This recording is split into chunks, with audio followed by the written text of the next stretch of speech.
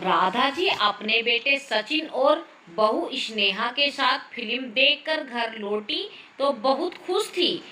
उस दिन शनिवार था, बेटे बहू की छुट्टी थी। दोपहर में उसने अपने हाथों से बेटे बहू की पसंद का लंच तैयार किया था। सचिन फिल्म की टिकट ले आया था। शाम को तीनों फिल्म देखने गए और रात का खाना भी बाहर ही खाया। फिल्म बहुत अच्छी थी। रास्ते भर कार में तीनों फिल्म पर चर्चा करते रहे।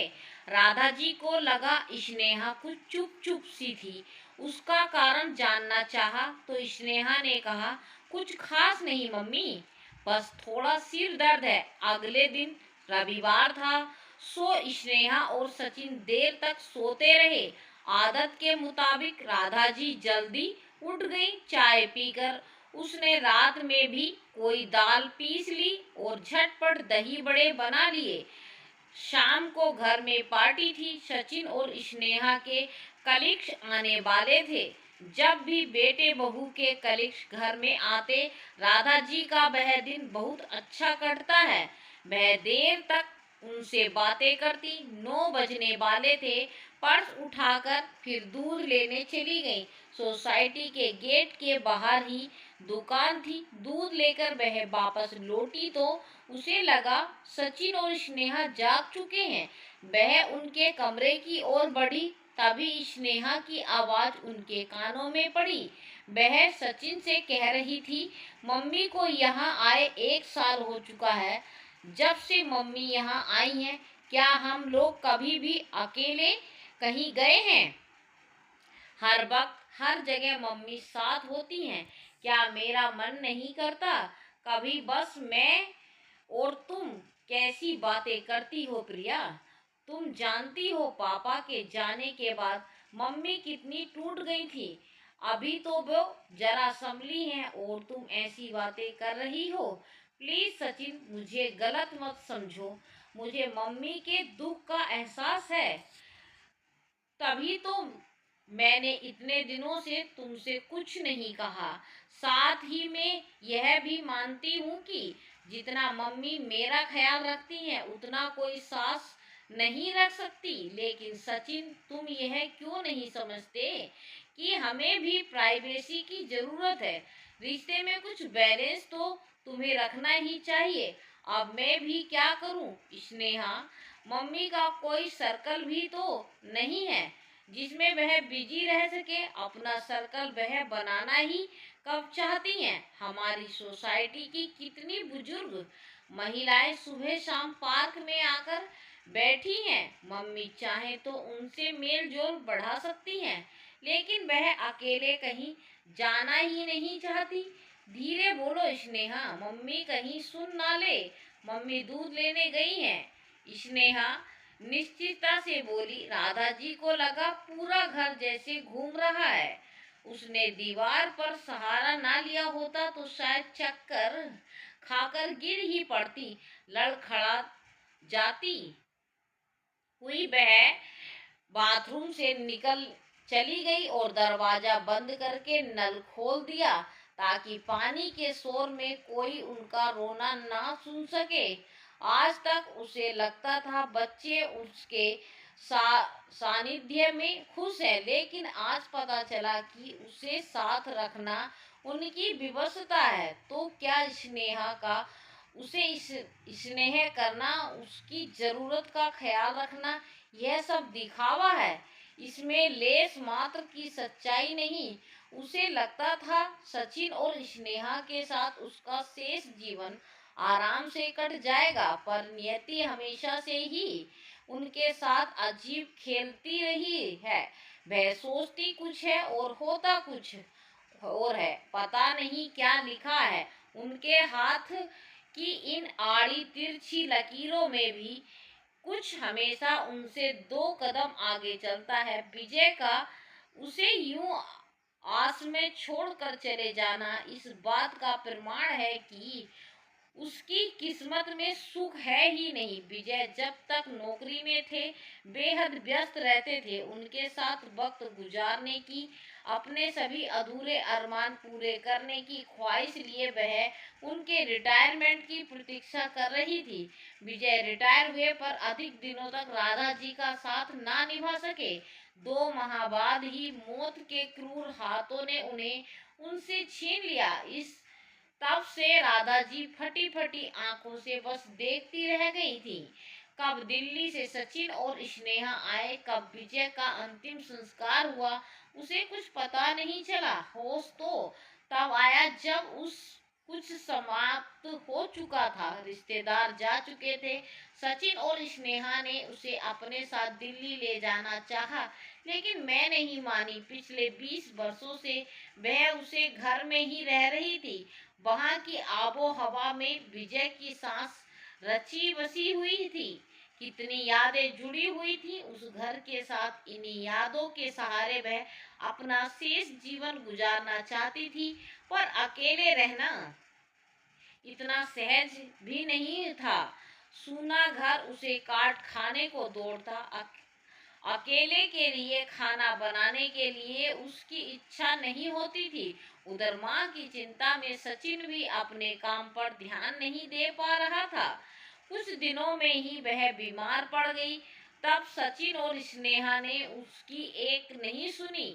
महीने भर में उन्होंने अपने घर को बेचा और उसे अपने साथ दिल्ली ले आए। कुछ माह तक तो यहाँ पर भी उनका मन उचट ही रहा था। बेटा बहू तो दोनों इंजीनियर थे। सुबह ऑफिस के लिए निकलते और शाम तक घर आते थे। सारा दिन वह अकेली एक पड़ी बोर हो जाती थी। स्नेहा ने कई बार कहा मैं भी वह आसपास वालों से मेल जोल बढ़ाए, सुबह शाम घूमने जाया करे, किंतु उनका दिल ही नहीं करता था अकेले कहीं जाने का। अपनी ओर से तो सचिन और स्नेहा माँ को प्रसन्न रखने का भरसक प्रयास करते। स्नेहा उनके लिए मैगजीन लाकर रखती। शनिवार या रविवार को तीनों कभी फिल्म तो कभी कभी घूमने निकल जाते। अब तो उनके कलीग्स भी राधा जी से काफी घुल मिल गए थे। कुल मिलाकर नए माहौल में वह रच बस गई थी। जिंदगी की गाड़ी एक बार पुनः पटरी पर आ गई थी। बेटे बहू के घर में वह सुख का अनुभव करने लगी थी, किंतु आज स्नेहा के एक ही वाक्य ने उनके शांत को चले जीवन में हलचल मचा दी थी। काश जो कुछ भी उसने सुना वह सच ना होता। उसका मन विरक्त से भर उठा था। दुनिया में कुछ भी अपना नहीं है। नाते रिश्ते सभी स्वार्थ की बुनियाद पर टिके हुए हैं। अच्छा ही हुआ जो उनका भ्रम टूट गया। कम से कम अब स्वयं को बेटे बहू पर थोपेंगी तो नहीं। ना जाने कब तक वह विचारों के ताने बाने में खोई रहती कि स्नेहा ने दरवाजा खटखटाया। उसने आंसू पूछे मुंह धोया और दरवाजा खोल दिया। ओह मम्मी, मैंने कितनी आवाज दी आपको, जल्दी से आओ, आइए, मैंने आपकी पसंद की गर्मा गर्म जलेबी मंगवाई है। बोलते बोलते यकायक रुक गई स्नेहा। गौर से उनका चेहरा देखते हुए बोली, मम्मी आपकी तबीयत खराब है क्या? आंखें लाल हो रही हैं। उसकी बात को अनसुना करती हुई वह अपने कमरे में चली गई।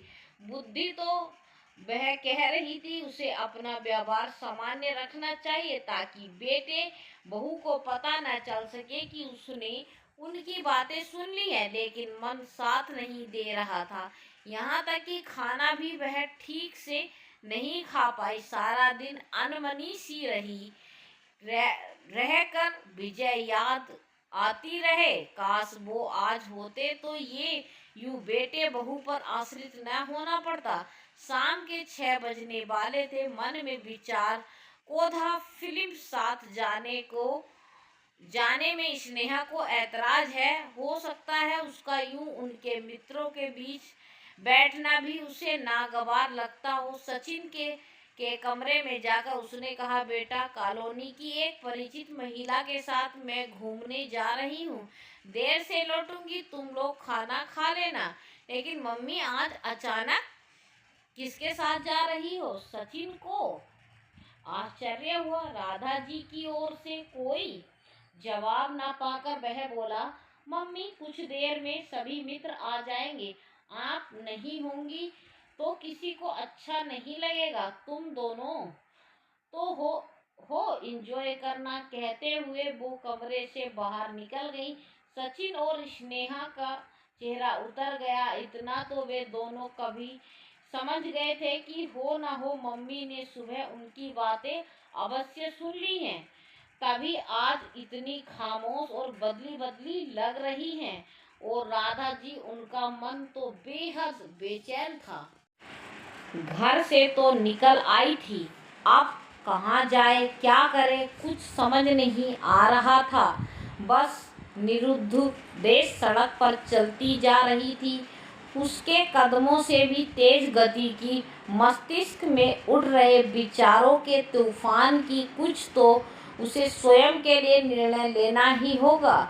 सड़क के किनारे घने छायादार वृक्ष थे, ठंडी हवा चल रही थी। काफी दूर निकल आने के कारण राधा जी को कुछ भय सा लगने लगा था और थकान सी भी महसूस हो रही थी। सड़क के किनारे एक बेंच दिखाई दी तो उससे पर बैठ गई और आती जाती कारों को देखने लगी। रोज तो सुबह और शाम के समय यहाँ कारों और बसों की रेलम रेल मची रहती है, किंतु आज रविवार होने के कारण पर ट्रैफिक बहुत कम था। यहाँ शांति से बैठकर अपने बारे में वह कुछ सोच सकती है, लेकिन सोचे भी तो क्या, बच्चों की बात में आकर मकान बेचने की भारी भूल वह कर बैठी थी। अब इसका खामियाजा सारी जिंदगी उसे भुगतना पड़ेगा। उसने एक ठंडी सांस भरी, तभी एक पुरुष स्वर से अपना नाम सुन वह चौंक पड़ी। उसने गर्दन उठाकर देखा, पैंट कमीज पहने, हाथ में छड़ी लिए करीब 65 वर्षीय बुजुर्ग को पहचानने में उसे तनिक भी देर न लगी। अरे विनायक जी, आप! आश्चर्य मिश्रित खुशी उनके चेहरे पर फैल गई। विनायक जी और उनकी पत्नी सुधा जी के साथ अपने रिश्ते को क्या नाम दे? राधा जी विवाह होकर इस घर में आई विजय और अपने आसपास ही पाया। उसने विनायक जी और सुधा भाभी को विजय के हृदय के तार उसे परिवार से पूरी तरह जुड़े हुए थे। उसने बंधन को पल्लवित और पोषित करने में राधा जी ने अपना भरपूर सहयोग दिया था। उसे आज भी याद है कैसे उनकी हर समस्या का समाधान विनायक जी और सुधा भाभी मिनट में कर दिया करते थे। 10वीं क्लास में था सचिन जब विनायक जी ट्रांसफर होकर दिल्ली आ गए थे। फिर भी उनसे संपर्क बना रहा। 2 वर्ष पूर्व सुधा भाभी किस स्वर्गवास के समय विजय दिल्ली आए थे, किंतु फिर ना जाने क्यों विनायक जी से संपर्क टूट गया। आपने तो बिल्कुल भुला दिया, कहाँ खो गए थे आप इन 2 वर्षों में? अपनत्व भरा उलाहना उसने दिया। क्या कहूँ राधा जी, हालत की साजिश का शिकार हो गया था। बेंच पर बैठते हुए विनायक जी बोले, क्या मतलब? राधा जी उनकी बात का अर्थ ना समझ सकी। सुधा के स्वर्गवास के 3 माह बाद मेरा भी एक्सीडेंट हो गया, जिसमें मेरा एक पैर जाता रहा। पूरे 8 माह तक अस्पताल में रहा, पैर में स्टील की रोड डाली गई। इतना सब कुछ हो गया और अपने खबर भी नहीं की। विनायक जी के साथ हुए हादसे को सुनकर राधा जी अपना दर्द भूल गई। कैसे खबर देता? एक्सीडेंट के वक्त मेरा मोबाइल खो गया था, तुम लोगों का नंबर उसी में फीड था। विनायक जी ने गहरी सांस ली। खैर छोड़ो, यह सब तुम अपनी कहो। यहाँ दिल्ली में कैसे? विजय कैसा है? अब तो रिटायर हो गया होगा। राधा जी कुछ सेकंड खामोश रही, फिर धीमे स्वर में बोली, रिटायर भी हो गए और मुझे छोड़कर भी चले गए, यह क्या कह रही हो? तुम विचलित हो उठे विनायक जी। राधा जी की आंखों में आंसू झलक आए। रूंधे कंठ से वह बोली, रिटायर हुए 2 माह बीते थे कि एक रात सीवियर हार्ट अटैक आया, हॉस्पिटल भी नहीं पहुंच पाए। रास्ते में ही कहते कहते वह सिसक उठी। पीड़ा का आवेग कुछ काम हुआ तो वह बोली, उसके बाद सचिन और उसकी पत्नी स्नेहा मुझे दिल्ली ले आए। विनायक जी कुछ देर खामोशी से सर झुकाए परिस्थितियों को आत्मसात करने का प्रयास करते रहे। फिर धीमे स्वर में बोले, अपनी कहो, कुछ मन लगा? दिल्ली में क्या दिनचर्या रहती है? राधा जी खामोश रही। क्या कहती? सुबह से दिल में उमड़ घुमड़ रहे वेदना के बादल बरस पड़ने को हुए, लेकिन उसने खुद को रोक लिया। इतने दिनों बाद मिले हैं, क्या वह आज ही अपना रोना लेकर बैठ जाए? नहीं, यह शोभनीय नहीं होगा। इससे पहले कि वह कोई संतोषजनक उत्तर सोच पाती, उसके मनोभावों को भाप चुके थे विनायक जी। उन्होंने कहा, राधा जी, तुम कल भी मेरी छोटी बहन थी और आज भी छोटी बहन ही हो। वक्त के अंतराल के साथ रिश्तों के मायने नहीं बदल जाते हैं, रिश्ते वही रहते हैं। जिस तरह तुम खोई खोई सी बैठी थी, अवश्य ही कोई परेशानी है, बताओ मुझे। विनायक जी का सहारा पाकर राधा जी भावनाओं के आवेग में बह गई। सब कुछ शांत भाव से सुनने के उपरांत विनायक की गंभीरता पूर्वक बोले, सच पूछो तो यह कोई समस्या है ही नहीं, यह बात उठती भी नहीं यदि तुम शुरू से ही बीच का रास्ता अपनाती। कभी बच्चों के साथ जाना, कभी उन्हें प्राइवेसी देना ही समझदारी है। राधा जी, हर इंसान अपनी प्राइवेसी और आज़ादी चाहता है। तुम्हारे बच्चे भी ऐसा चाहने लगे तो इसमें क्या गलत है? याद करो वह दिन जब तुम्हारी नई नई शादी हुई थी, तब जब भी विजय फिल्म देखने या कहीं घूमने का प्रोग्राम बनाता, उसकी छोटी बहन तुम लोगों के साथ हो लेती थी, कितना बुरा लगता था उसे समय। तुम दोनों को याद है ना? राधा जी ने गर्दन हिलाई। विनायक जी ने अपनी बात जारी रखी। हर उम्र की अपनी एक सोच होती है, गलत कुछ भी नहीं है। गलत सिर्फ यह है कि उम्र से उसे दूर से गुजरने के पश्चात हम अपने एहसास को भूल जाते हैं कि कभी हमारी भी यही सोच थी, यही चाहते थी, यही उमंगे थी। वक्त गुजर जाता है और हम अपने बच्चों की भावनाओं को ना समझने की भूल कर बैठते हैं। सचिन और स्नेहा ने तुम्हारा बहुत साथ निभाया है, अब तुम्हारी बारी है, तुम उनकी भावनाओं को समझो। इन छोटी छोटी बातों से ऊपर उठो। अपने खालीपन को भरने के लिए एक दूसरे की स्वतंत्रता को खत्म कर देना कहाँ की समझदारी है? हमारे प्रति अपने कर्तव्य को बच्चे बोझ ना समझने लगे, यह बहुत कुछ हमारे व्यवहार पर भी निर्भर करता है। विनायक जी की बातों से राधा जी को मानव परिस्थितियों से सबको समझने के लिए एक नई दृष्टि मिल गई। समस्या वह नहीं जिसे वह मान बैठी थी, समस्या तो उसका गलत दृष्टिकोण था। उफ, एक माँ होते हुए भी वह इतनी स्वार्थी कैसे हो गई? अपनी नासमझी पर लज्जित सी होते हुए वह बोली, विनायक जी, नियति ने एक बार पुनः आपसे मिलाता कर मेरे घर की सुख शांति को बिखेरने से बचा लिया। अब से मैं रुको राधा जी, अभी मेरी बात पूरी नहीं हुई है। विनायक जी ने उसकी बात बीच में ही काट दी। राधा जी, सारी जिंदगी हम सिर्फ अपने लिए जीते हैं, अपनी नौकरी, अपना परिवार, अपने बच्चे, इन सब से आगे कभी सोच ही नहीं पाते। अभी वह समय है जब समाज के प्रति भी हम अपने कर्तव्य का निर्वाह कर सकते हैं।